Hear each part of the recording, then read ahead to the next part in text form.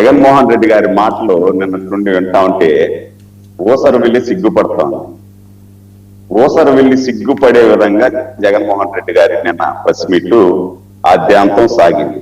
నేను ఎందుకు ఈ మాట అంటున్నాను అంటే, రూల్ ఆఫ్ ఫియర్ ఈ రాష్ట్రంలో సాగుతా ఉంది అని ఆయన కళ్ళకు కనపడుస్తా ఉంది అంటే దాన్ని ఆయన చూసే విధానం తప్పు అని నేను అంటున్నాను. ఇప్పుడు గత 5 సంవత్సరాలలో ప్రజలందరూ చూశారు మీరు ఏం చేశారు ఏమేని.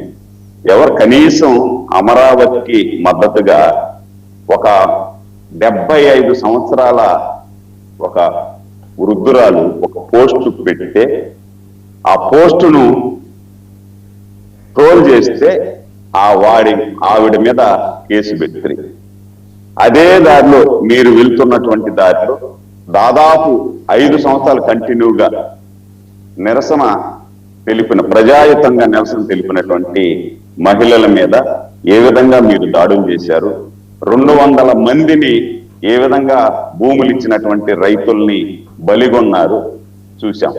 అదేవిధంగా నాసిరకం మద్యాన్ని తాపిచ్చి నా అక్క చెల్లెల్ని సగటు 40 సంవత్సరాల వయసు ఉన్నటువంటి నా అక్క చెల్లెల్ని దాదాపు 40,000 మంది మరణానికి కారణమైనప్పుడు రూల్ ఆఫ్ ఫియర్ కనపడలేదా?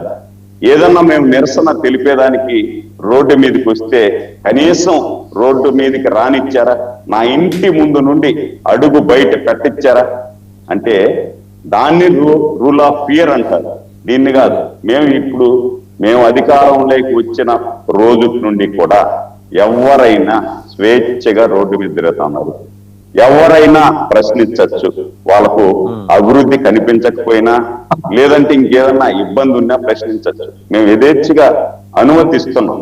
అది రూల్ ఆఫ్ ఫియర్ అంటారా? దాన్ని రూల్ ఆఫ్ ఫియర్ అంటారా? రూల్ ఆఫ్ ఫియర్ అంటే వీళ్ళు రోడ్డు మీదకి రాగలిగే వల్ల, పరామర్శలు చేసే వాళ్ళ, రఫా అని బోర్డులు పెట్టుకొని తిరిగే వాళ్ళ. మేము అధికారంలోకి వచ్చిన వెంటనే గంగమ్మ తల్లి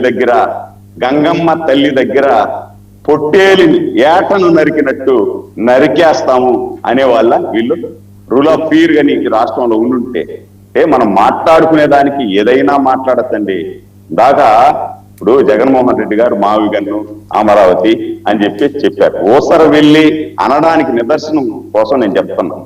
ఆ రోజేమో ప్రతిపక్షంలో మీరు అమరావతి, చంద్రబాబుకి ఇల్లు లేదు, నాకు ఇల్లు ఉంది, నేను ఇక్కడే అమరావతిని కడతాను అన్నది. మిమ్మల్ని నమ్మి 151 సీట్లు ఇస్తే అధికారంలోకి వచ్చిన తర్వాత 3 రాజధానులు అంటారు, అదే శ్మశానం అంటారు, అదే ఎడారంటారు, అదే వేశ్యల రాజధాని అంటారు, ఎన్నో మాట్లాడుతుంది.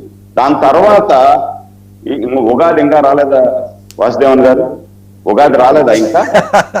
ఉగాదికంతా మేము వైజాగ్కి వెళ్ళిపోతా అన్నారు కదా, ఇంకా ఉగాది రాలేదా? మరి వైజాగ్ వాళ్ళకి ఏం చెప్తారు సమాధానం? న్యాయ రాజధాని కర్నూలు అంటారు కదా, మరి కర్నూలు వాళ్ళకి ఏమి సమాధానం చెప్తారు?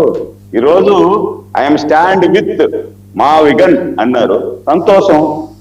మరి ఆ రోజు ఐఎమ్ స్టాండ్ విత్ 3 రాజధానులు అన్నారు కదా, మరి ఏ స్టాండ్కి నిలబడ్డారు?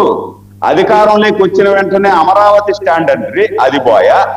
3 రాజధానులు అంటారు, 3 రాజుల స్టాండ్ పోయా. ఈరోజు మావిగన్ ఐఎమ్ స్టాండ్ విత్ మావిగన్ అంటున్నారు. ఏ స్టాండ్ మీద నిలబడతారు వాసుదేవన్ గారు? నాకు అర్థం కాలేదు. అంటే నేనేమంటానంటే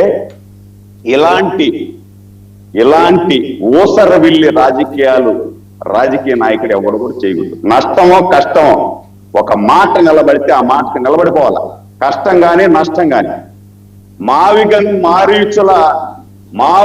మారీచుల కపట నాటకాలు సాగనీవం. ఇక్కడ లక్ష్మణుడు లేడు, రాముడు లేడు. ఇక్కడ లక్ష్మణుడు రాముడు లేవు. ఏదో వీళ్ళు వేసినటువంటి ఎరకి మారీచుడు వేసినటువంటి ఎరకి సీతమ్మ తల్లి బలైపోయి వెళ్ళిపోయింది చూడండి. ఆ విధంగా ఇక్కడ మావిగన్ మారీచుల వేషాలని ఎవ్వరు ఈడ విశ్వసించరు. అందుకే ప్రజలు తగిన శాస్తి మీకు చేశారు. ఇంకన్నా మారండి. ఇప్పుడు నేను అడుగుతున్నా, మీరు పరామర్శలు వెళ్ళొచ్చు, తప్పులేదు. పరామర్శలు ఎలా వెళ్తారండి? ఇందాక మీ కూటమి భాగస్వామ్య పక్షానికి చెందిన సుజాత గారు రౌడీ షీటర్ల ఇంటికి, గంజాయి బ్యాచ్ ఇంటికి ఎలా వెళ్తారు? ఆవిడ అన్నమాట నేను అదే సపోర్ట్ సార్, చేస్తాను. అదే సార్ నేను అంటున్నా. అలా ఇప్పుడు నా అంటారు. సోదరి చెప్పిన దానికి ఎక్స్టెన్షన్. ఇప్పుడు మీరు పరామర్శించి వెళ్ళొచ్చు, తప్పులేదు. మరి మీరు అధికారంలో ఉన్నప్పుడు మీ ఇంటికి కోతవేటు దూరంలో ఒక బిడ్డను నా అక్కను ఇబ్బంది పెట్టద్దు అంటే ఆ అమర్నాథ్ గౌడ్ పసిబిడ్డని పెట్రోల్ పోసేసి కాల్చేశారే. 5 సంవత్సరాలు మీకు టైం దొరకలేదు సార్ ఆ కుటుంబాన్ని పరామర్శించేదానికి? అడుగుదాం.